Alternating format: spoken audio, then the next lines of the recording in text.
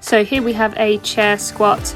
So we're using the chair just for a little guidance. We're going to keep nice and close, slowly drop those hips down, butt comes to the chair, but we just touch the chair lightly before bringing that weight back up. I have crossed my arms over my chest just to give me a little bit more balance and to keep my chest nice and high.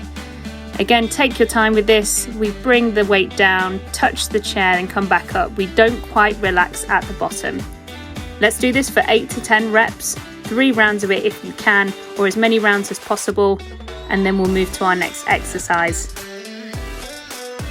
Make sure those feet are hip width apart and those knees are coming out rather than in.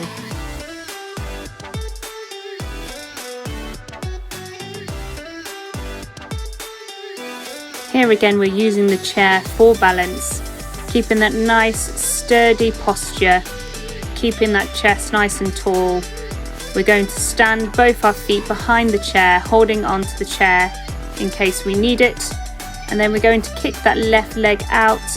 Again, we want to keep this leg straight and flexed. So we're using those muscles. Try not to dip to one side when we bring the leg out.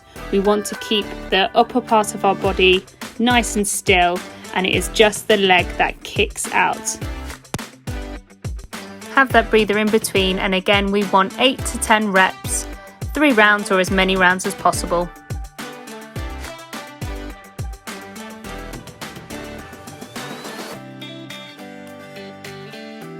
So these are some deconstructed high knees, again using that chair for balance. Keep yourself nice and sturdy. We want that tall posture, keeping the chest high, and then we're just driving the knee up towards the sky or the ceiling if you're indoors, and keeping that strong pose.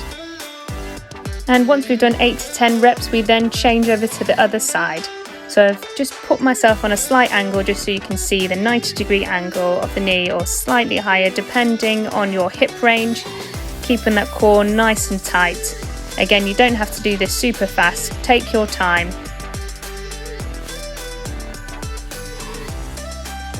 Here we have the calf raises.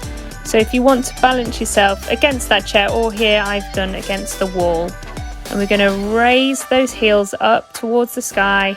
And we're going to keep on those tippy toes, but making sure that we've got full weight on all of those toes, and then slowly dropping that weight down. Take your time with this exercise.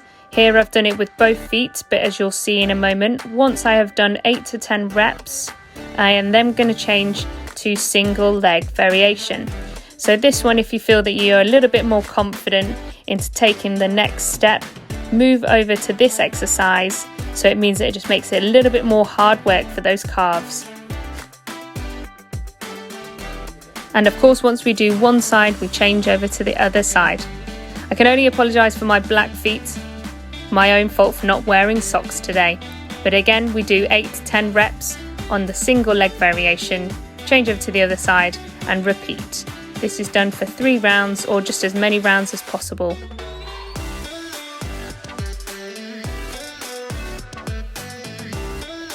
So here we have the crab walk. What we're going to do is we're going to go into that half squat, and then we're going to shuffle 2 steps to the left, bring our body weight back up, have that breather, and then shuffle over to the right. We're going to repeat this up to 10 times, like I said, 8 to 10 reps if whatever you feel comfortable with, and then we're going to repeat this for 3 rounds or as many rounds as possible.